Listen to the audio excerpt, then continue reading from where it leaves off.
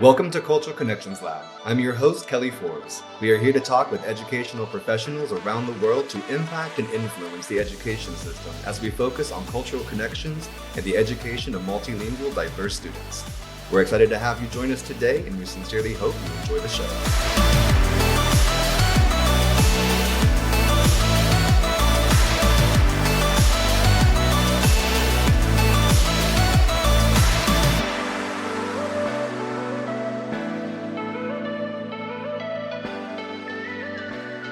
Hello, everyone. My name is Kelly Forbes, and I am excited to be here for the very first podcast episode of Cultural Connections Lab. I am here with Mike Overholt, our producer, and also our very first guest with Dr. Jeffry Tribble. He is the current president of EduSkills. It's a locally based educational software service provider that helps schools increase funding, simplify compliance, and support academic achievement for bilingual and emergent bilingual students. Dr. Tribble is also a former Spanish and ELL educator and administrator with extensive travel and volunteer experience around the globe. In 2014, he received his Doctor of Philosophy in Educational Leadership and Policy Studies from the University of Oklahoma. He also holds a Master's of Education in Bilingual Education, as well as a Master's of Education in Educational Administration from the University of Central Oklahoma, and currently works as an adjunct.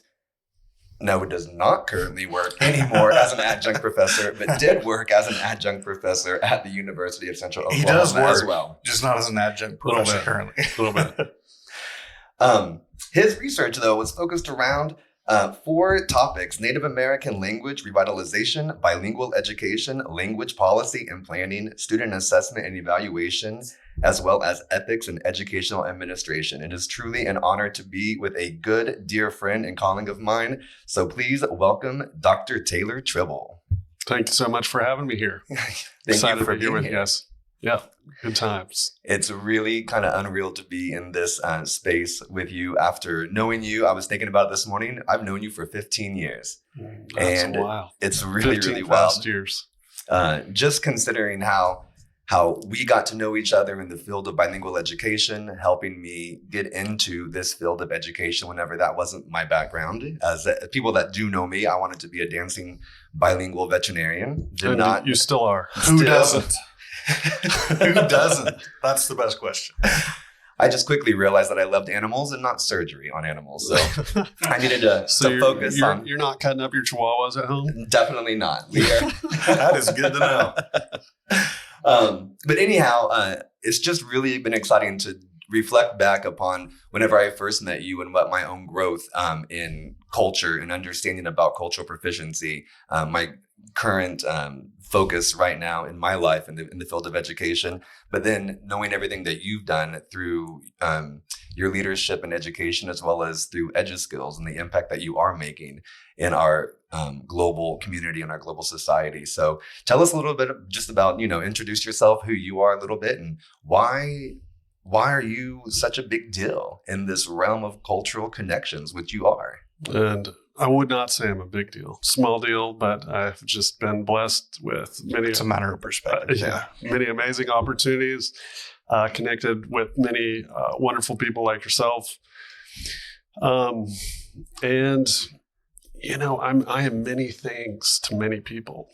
I'm That sounds deep. Yes, as my wife likes to say, every few months I kind of take on a new portion of me, and right now I think I'm probably at Taylor 16.3. That's some good versioning control, by the way. I appreciate that. I'm just at Kelly 2.0. So. Yeah.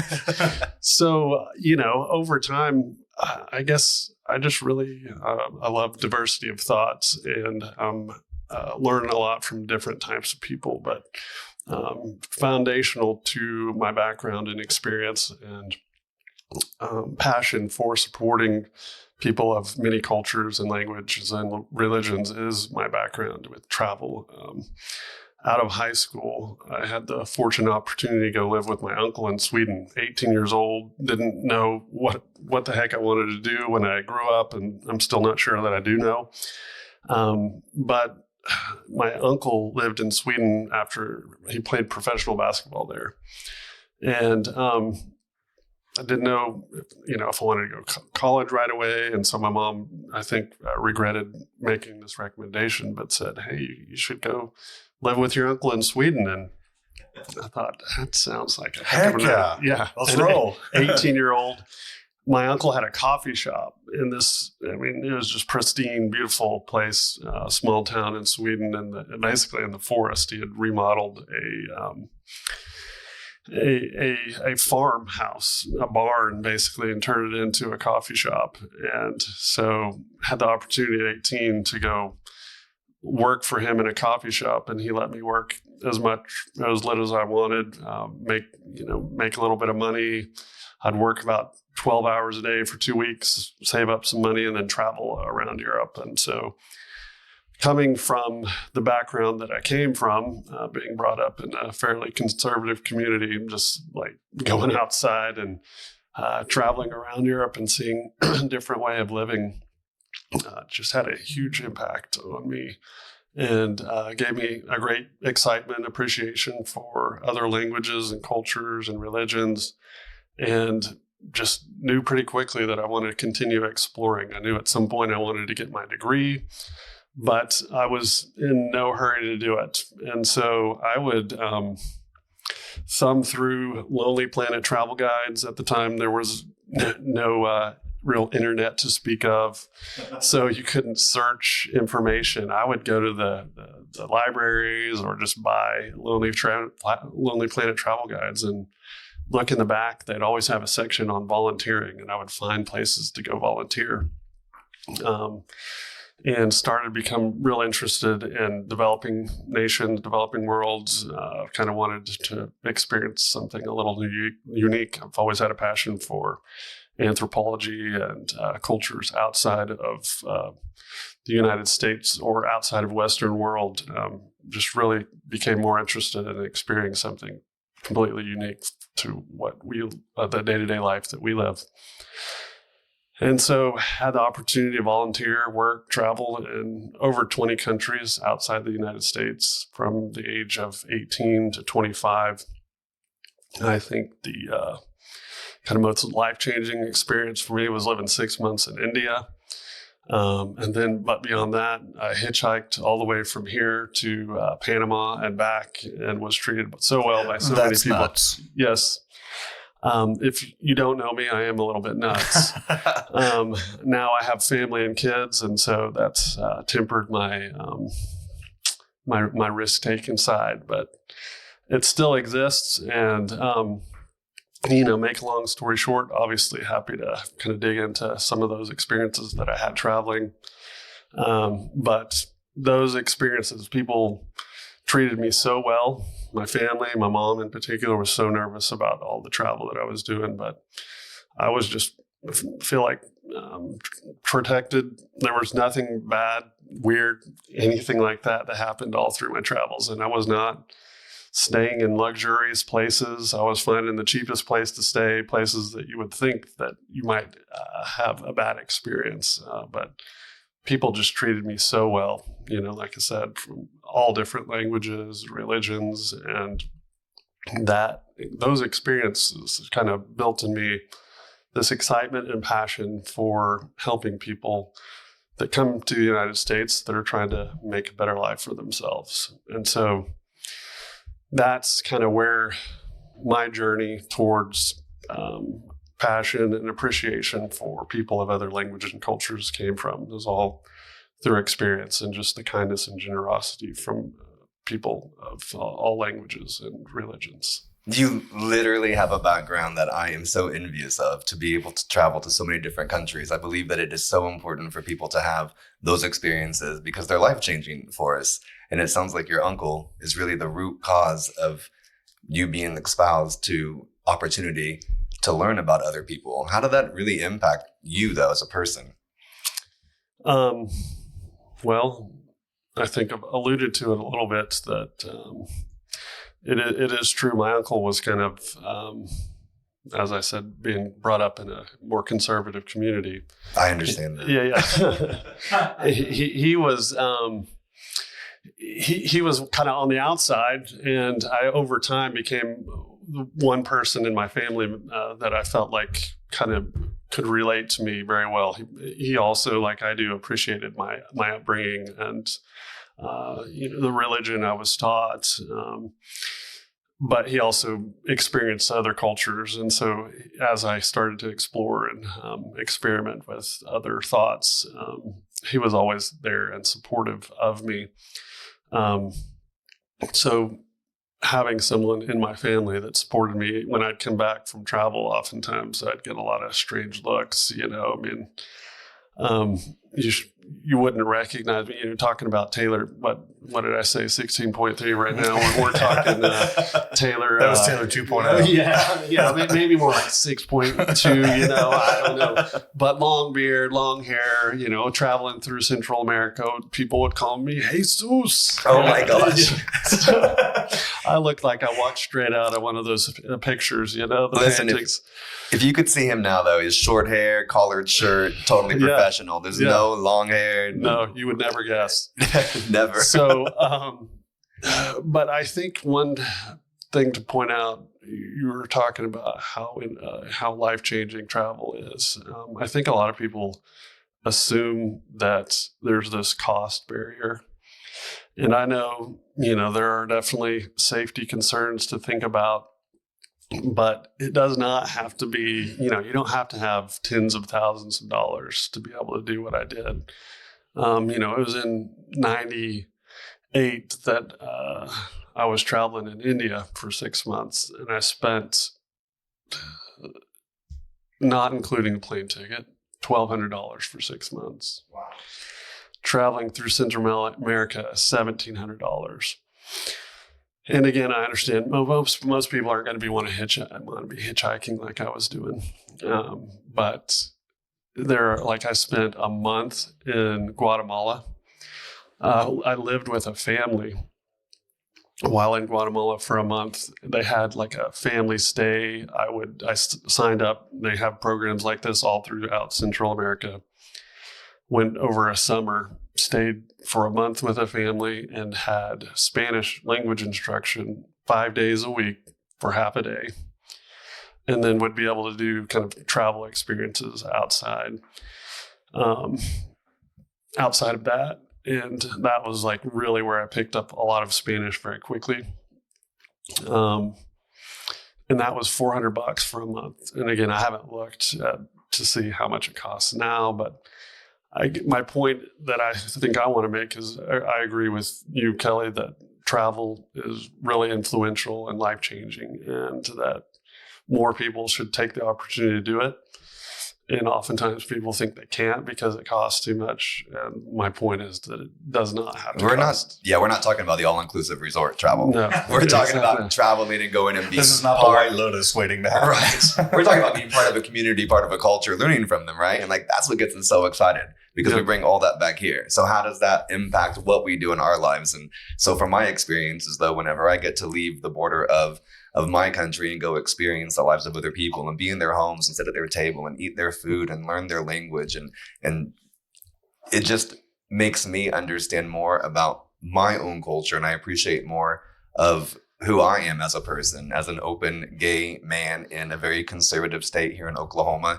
And through my experiences through the field of bilingual education and helping multicultural, diverse backgrounds of many of our students are they're not helping the backgrounds, but helping and serving students and educators that have multicultural, diverse backgrounds. It's just really impacted me to understand and want to understand more about who I am and where am I in this continuum of being culturally proficient, of being an ally, not just an advocate, of having intercultural connectivity and things like that. But how has learning about all these other cultures really made you learn more about who you are in your own culture and from where you come and your ancestors originate?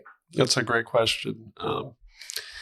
I think that it's only fairly recently that I've kind of started to dig in a little bit more to my background. I think one of the things that we lose sight of when trying to learn about other cultures is the fact that we have our own culture and background. And I think we as white males, Americans, sometimes think that or it's like we forget about this fact that we do have our own culture, and we kind of think of culture as something outside of us that comes from other countries, similar to, I think, what sometimes people think about their accent. Like people generally think they don't have an accent. Other people have an accent.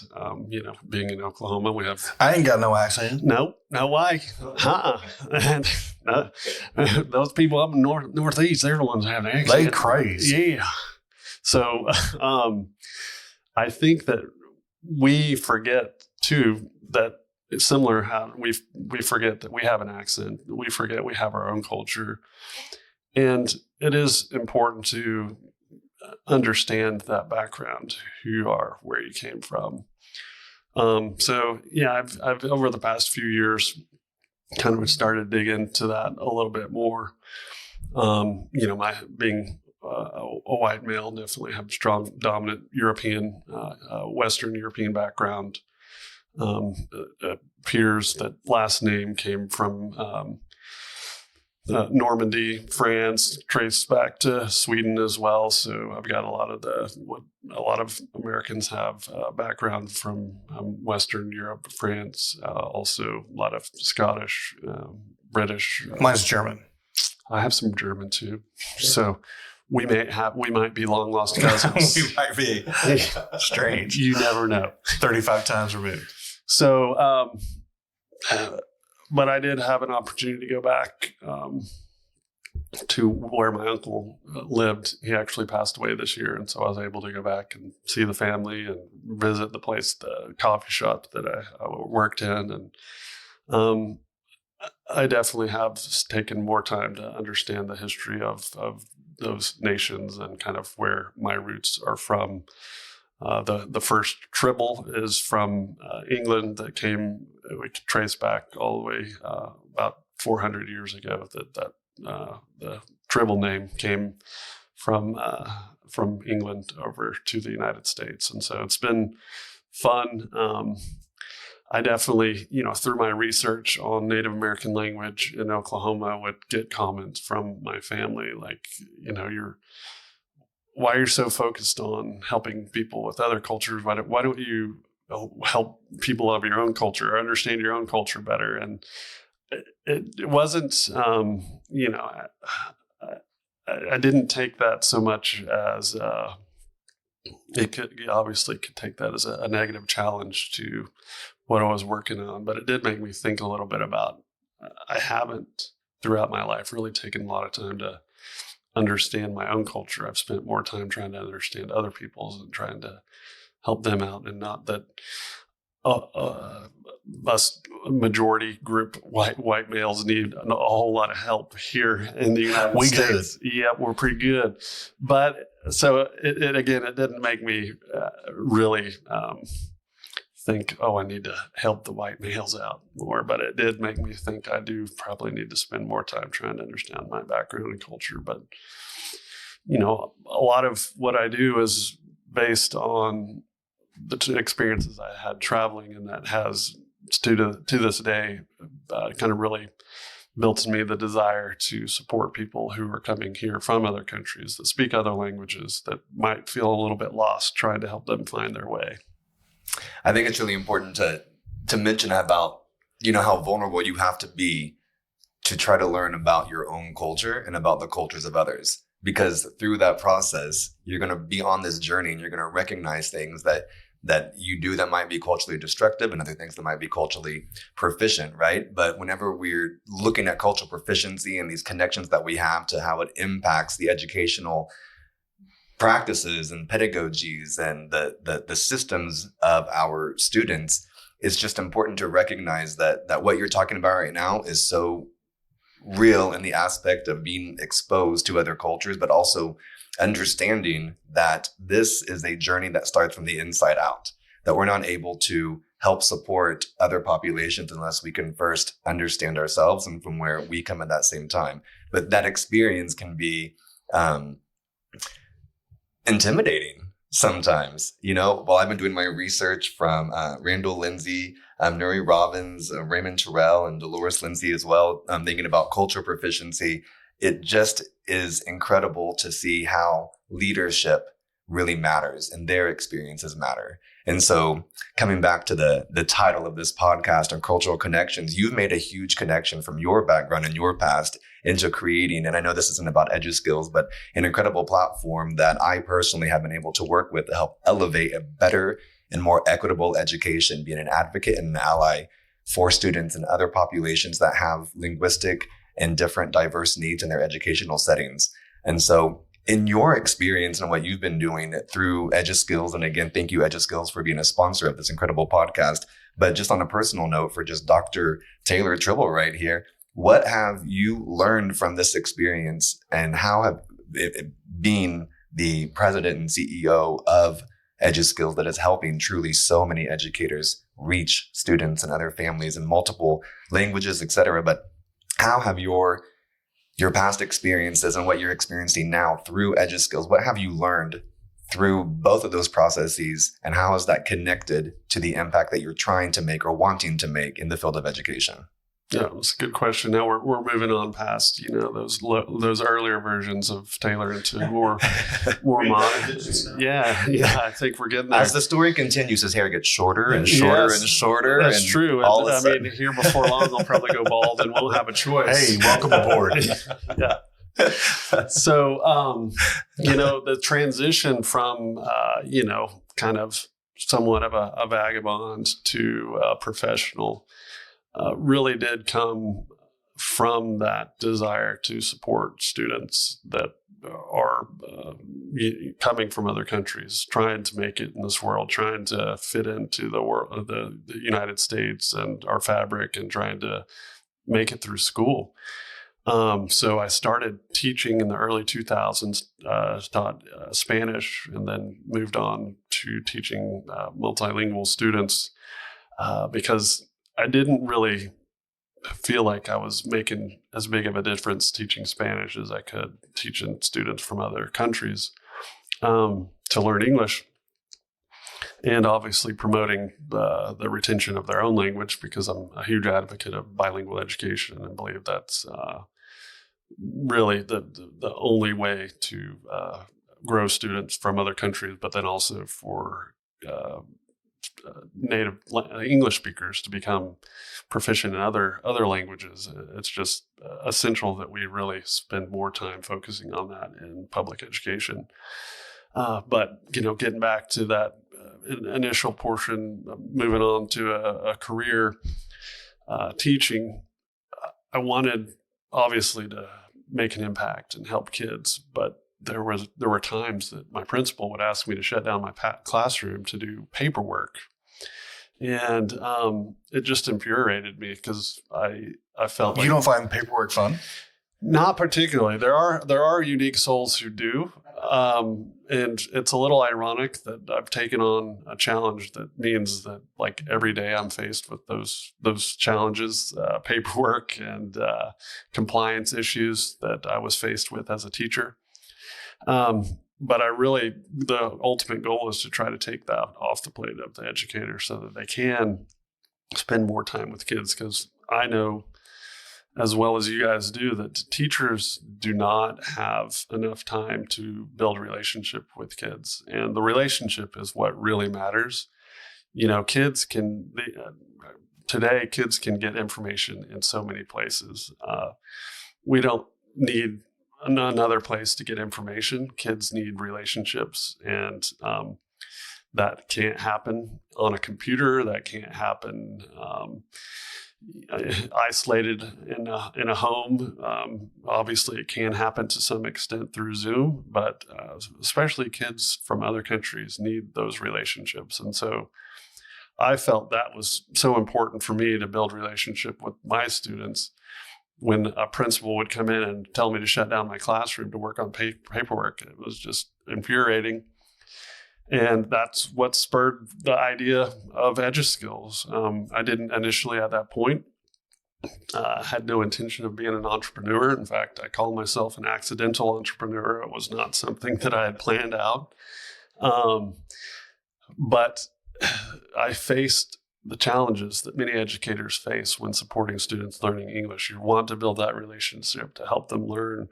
And then there's all this paperwork. And at the time, I didn't realize how connected it was to funding and compliance. And so I had a lot of learning to do. But at the time, I knew that this was taking time away from kids, which is not what teachers should be required to do. And so over time, I just really kind of thought out what a technology tool might be like that could simplify compliance, kind of offload some of that paperwork and compliance data tracking, and then something that could be a tool and a resource as well to provide instructional support to students. And as I moved on through my career, working as an administrator,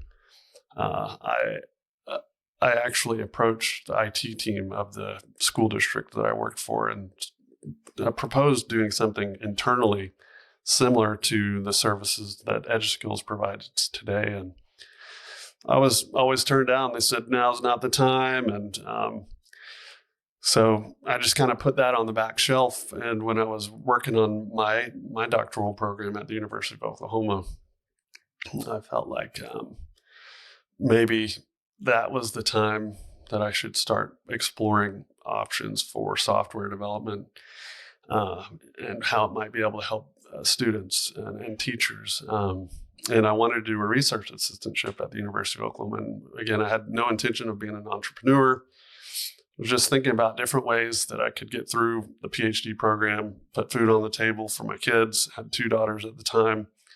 Now I have 4.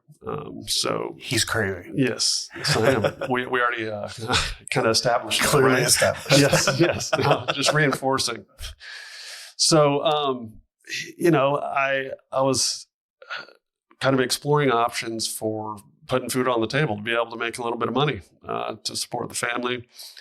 Started doing some training. I actually resigned from the school district that I was working for and took on the research assistantship that paid hardly anything, and was just laying up at night thinking, how could I kind of create a platform?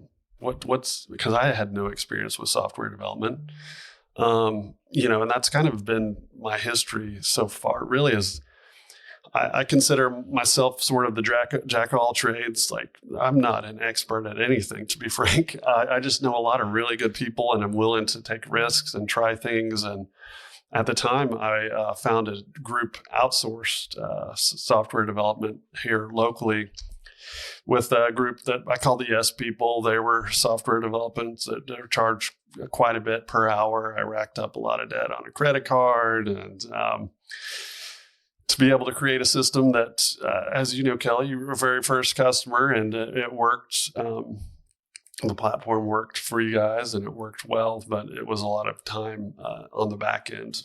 My wife and I were staying up late at night, like trying to make things work on the back end for data to flow correctly. And so I knew that there wasn't a way forward with that model. It wasn't sustainable. I couldn't grow the company and have a large group of customers without doing something different. Or a life. Yeah.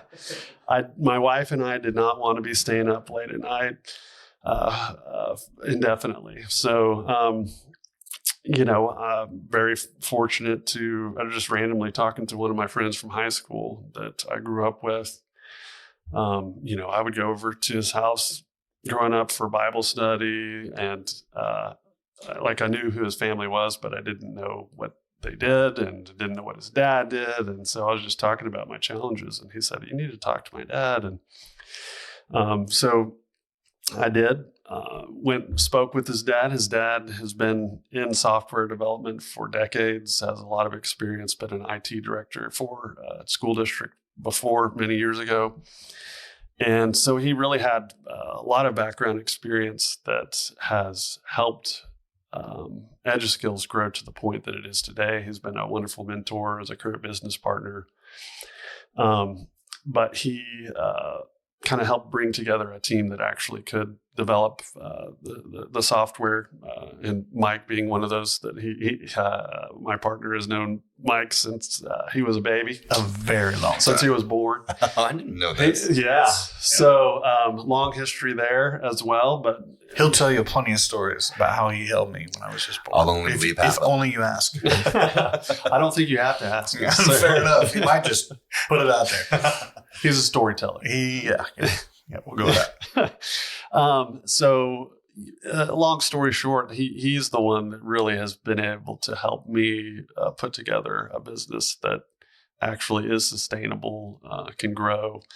And we're continuing, our focus is customer support. We really pride ourselves not in focusing on growth, but focusing on our customers and growing the program to make the program better and to provide more support for educators. At the beginning, we were very much focused on offloading compliance. So we were compliance focused. But since then, we've really built out to providing instructional support for teachers, and now really focusing on ways that we could support families and parents, and we're getting creative in that area. And they also obviously need resources, and so we're trying to be innovative and creative about resources that we can provide to educators without kind of stepping too far into a super competitive market. The curriculum market is very competitive. We're in a niche space and try to be very intentional about the types of services and support that we provide, but we definitely are really working on building out support for families.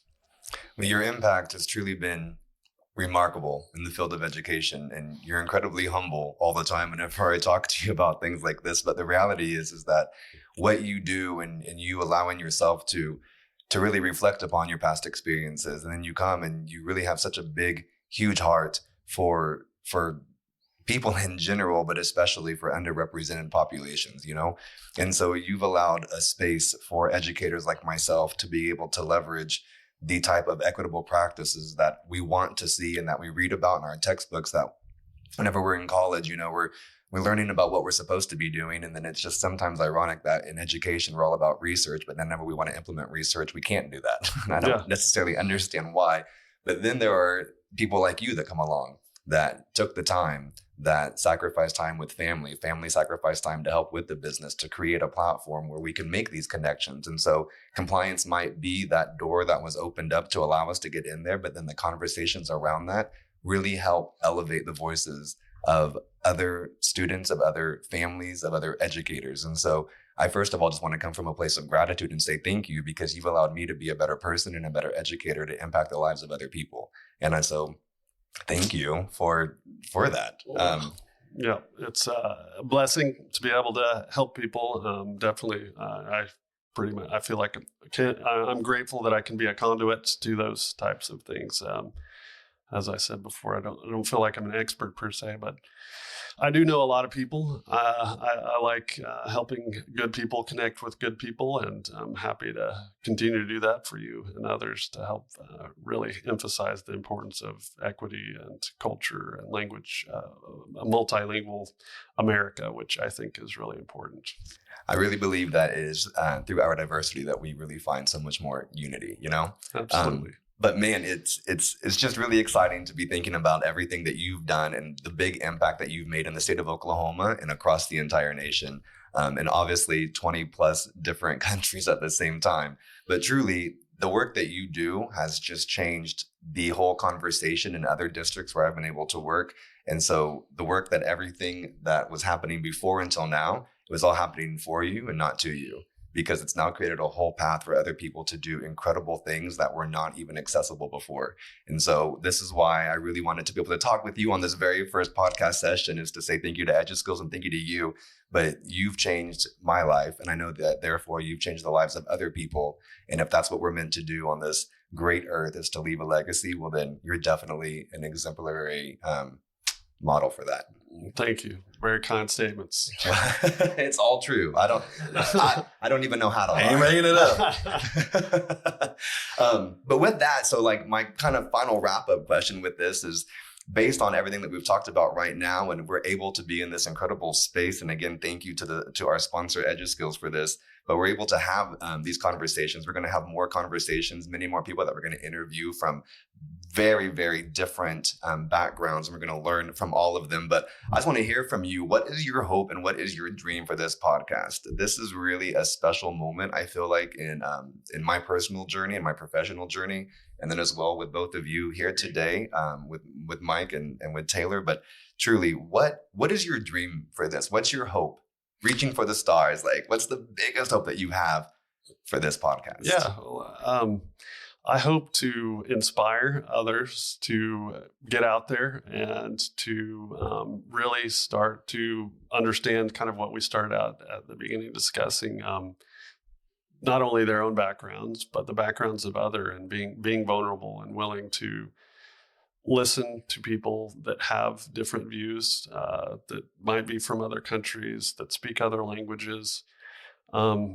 Unfortunately, in this country, we've created a monolingual, monocultural society, and too often close ourselves off to things that could really benefit us and benefit the nation as well. Again, I'm just really believe firmly in the importance of diversity of thought, and that makes us better, not worse, from all spectrums, right, left, in the middle. And so I'm hoping that this podcast kind of is able to highlight those multiple views, not just the views that we might have, but views all across the spectrum, from multiple cultures, religions, language, and a space where we can learn from each other and learn to respect one another for our differences, and try to grow together. So that's kind of the general goal, and hope that we'll be able to kind of bring a voice and opportunity for people to kind of share their experience and background in a way that is can be broadcast all over, instead of just a conversation at a coffee shop. Like, other people are able to hear this all across the world, and connect each other. I love connecting good people to good people, as I said, and I think through this experience, we're going to be able to get the word out in ways that we never have before, and make a difference in communities that we would not even think possible today. So that's the real goal, is just, in the name, cultural connections, trying to bring cultures together to learn from one another, so that we can advance society and move forward together, not only in the education space, but just day-to-day life in general, just help bring an appreciation for language and culture and diversity in the United States and across the globe. I'm really excited about this because I cannot wait until we interview some people and have some really pinpointed hard conversations. I can't wait to be pushed myself, out of my thinking, and just always coming back and remembering that we're all on this journey. We're all just trying to be the best that we can be. And if you're not, well, I'll tell you, try harder. So, but truly, this is a all journey. Respect for one another. Yeah, truly. And whenever we've lost that respect, I feel like a lot in this country, like we're pitting one thought against another, and we're not learning from each other. Yeah, I think a lot of that rhetoric gets in the way of empathy, of compassion, and of understanding. And I appreciate that you said respect. Whenever I first got into the field of education, I taught a classroom that represented 7 countries and 8 different languages, and I only spoke English and Spanish, and so I could communicate to some of the students through the mode of Spanish, but the other students I couldn't, so you had to find many other ways through, translation, family pictures, gestures, whatever it took to communicate with them. But with that, though, we had, with the 7 different countries, a lot of different religious backgrounds as well. And so we just had one expectation, and our number one rule was just respect. And we knew if we could just respect each other, everything else would fall into place. And so whenever I saw that happen with 27 middle school students, 6th through 8th grade, to me, that means there's no excuse for adults to be able to do the exact same thing. So take it from the kids, right? Any last closing thoughts that you all have for today? No, I think if you've made it this far listening, thank you. Yeah. Thank you, guys. Thank you, everybody out there. Thank you, Kelly, for everything you do and for your commitment to being the host of the podcast. I'm really excited about what's coming over the next few months and upcoming years. This is truly a huge honor. Thank you to everyone who is watching. Thank you to our guest today, Dr. Jeffry Taylor Tribble, and we appreciate you so much. Kelly Forbes here signing out, and we are appreciated to be connected to you. Thank you so much for the opportunity.